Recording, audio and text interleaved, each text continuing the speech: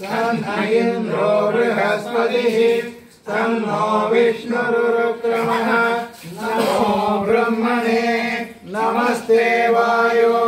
त्वमेव प्रत्यक्षं ब्रह्मासि त्वामेव प्रत्यक्षं ब्रह्म वदिष्यामि ऋतं वदिष्यामि सत्यं वदिष्यामि तन्मामवतु तद्भक्तारमवतु अवतु माम् अवतु भक्तारम् ॐ शान्ति शान्ति शान्तिः कीचां याज्ञास्यामः वर्णस्वरः मात्राबलं सामसन्तानः इत्युक्तक्षीक्षाध्यायः सकलौ यसगौ ब्रह्मभक्षसम् अदारः सहुंहिदाया उपनिषदं याज्ञास्यामः पञ्चस्वधिगणनेषु अधिलोकमधिज्योतिषमधिप्रजमध्यात्ममहासगुंहिता इत्यासक्षते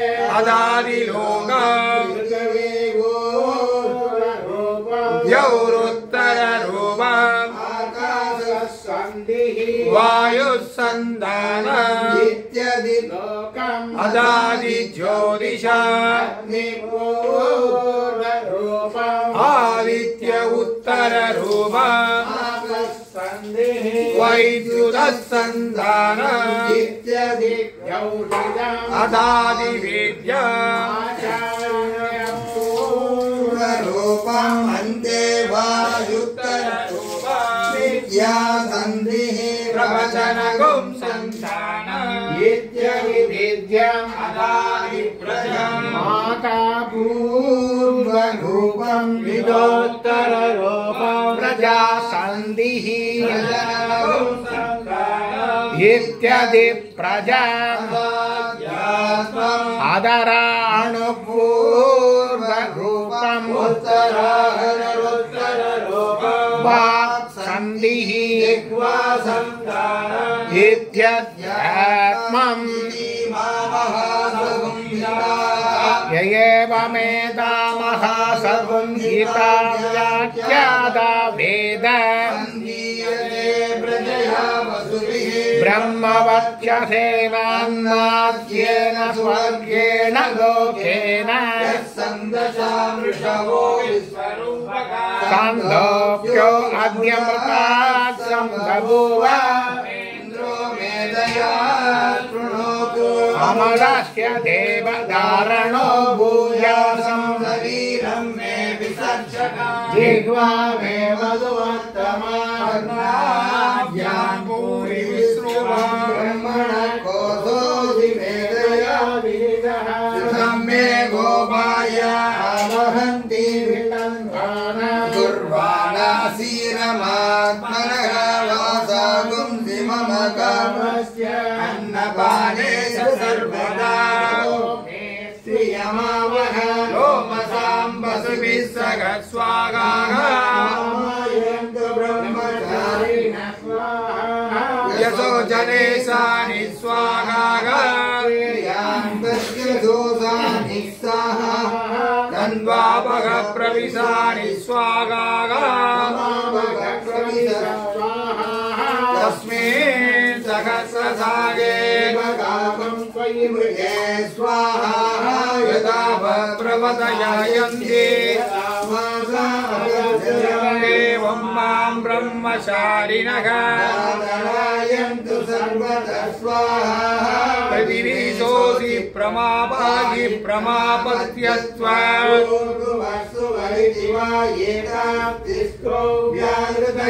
तासामुखस्मै तान् चतुर्थे महासमस्य प्रवेदयते महिषे ब्रह्मसात्माङ्गवाजन्या देवता पूरिवा अयं लोकः इत्यन्तरिक्षं सुवरिद्यौसौ लोकः इत्यादित्यः आदित्येन वाव सर्वे लोका महीयन्ते भुव इति वायुः मग इति चन्द्रमाः सर्वाणि ज्योतिर्गुन्ति महीयन्ते पूरि दिवारुसक सुवरिदि यजो गुंसि ब्रह्मणा वाव सर्वे वेदा महीयन्ते भुव इत्यभानः मग इत्यन्न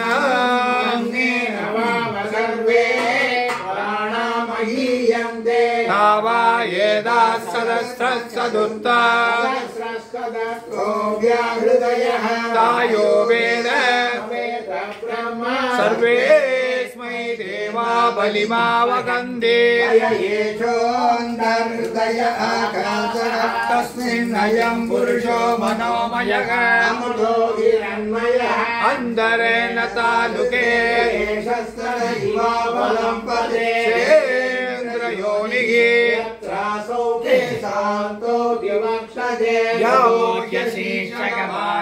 भूरिव्यग्नौ प्रतिष्ठते भुवनित्यादित्ये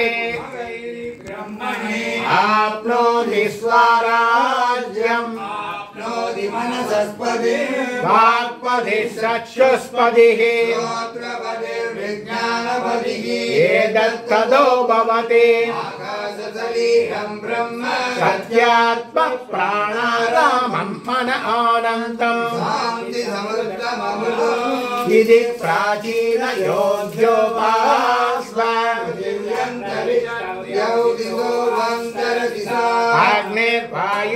अग्निर्वायुरादिश्चन्द्रमा नक्षत्राणि आपभूषदयो वनस्पतय आकाश आत्मा इत्यधिभूतम् अध्यात्मम् प्राणो व्यानो वान उदानः समानः चक्षुश्रोत्रम् मनो वाक्तरे तत्सर्म भागुं सद्गुस्नावास्ति मज्जा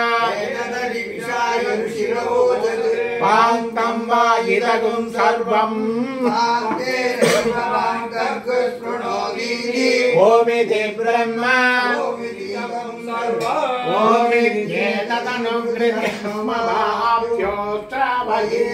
ओमित्येतदनुगृह्णमवाप्योऽश्रावयन्ति ओमिति सापानि गायन्ते ओगुं सोमिति शस्त्राणि सगुंसन्ते ओमित्यत्पर्योर्प्रतिगिरं प्रतिगृह्णाति ओमिति ब्रह्मा प्रसौते ओमित्यग्निहोत्रमनुजानाति ओमिति ब्राह्मण प्रवक्षन्नाह ब्रह्मोपाप्नवानीति ब्रह्मैवोपाप्नोति हृदञ्च स्वाध्याय प्रवचने च स्वाध्याय प्रवचने च तपस्य स्वाध्याय प्रवचने च स्वाध्याय प्रवचने च समश्च स्वाध्याय प्रवचने च स्वाध्याय प्रवचने च अग्निहोत्रञ्च स्वाध्याय प्रवचने च स्वाध्याय प्रवचने च मानुषञ्च स्वाध्याय प्रवचने च प्रजासत्याध्याय प्रवचने च प्रजनस्य स्वाध्याय प्रवचने च प्रजातिस्य स्वाध्याय प्रवचने च सत्यमिति सत्यवचाराधीतरः तप इति तपो नित्य पौरुषिष्टिः स्वाध्याय प्रवचने ये वेदिनाको बौद्धल्यः तत्ति जपस्तत्ति जपः वृक्षस्य वेदिवा कीर्ति पृष्ठङ्गिरेरिव पवित्रो वाजिनीव मुदमस्ति प्रविणपुंसवक्षस गिरीशसङ्गोर्वेदानुवदन वेदमनुजाचार्यो देवादिनमनुशास्ति सत्यं वद स्वाध्यायान्मा प्रमदः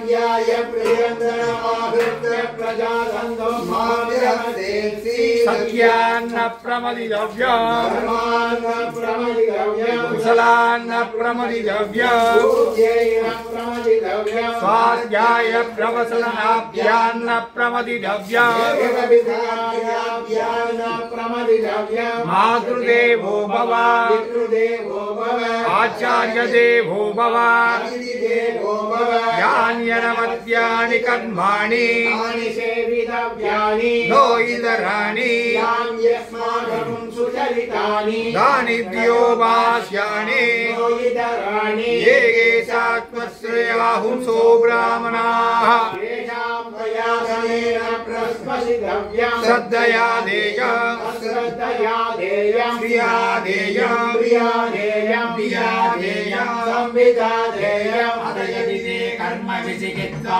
वा वृत्त विचिकित्सा वा स्यात् ये तत्र ब्राह्मणाः संवर्षिणः युक्ताः अलोक्षा धर्मकामास्युः यदा ते तत्र वर्तेरन् तदा तत्र वर्धेताः ये तत्र ब्राह्मणाः संवर्षिणः अलोक्षामास्युः यदा तेषु वर्तेताः एष उपदेशः एतदनुशासनम् एवमुपैतदुपास्यम् तन्नो भवद्वर्यमा तन्नो विष्णुरुग्रमः नमस्ते वायो प्रत्यक्षं ब्रह्मासि त्वामेव प्रत्यक्षं ब्रह्मावादिशम्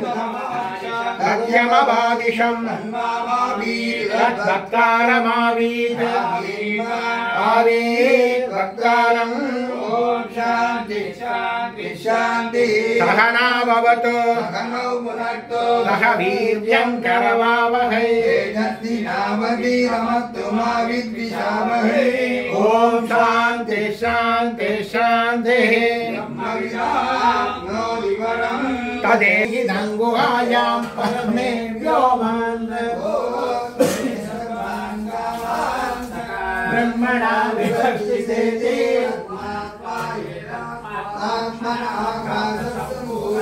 आकाशात् वायुः अग्नेरापः पृथिव्या ओषधया अन्नात् पुरुषः अस्त्येतमेव शिरः अयमुत्तरपक्षः इदं पुच्छं प्रदेशः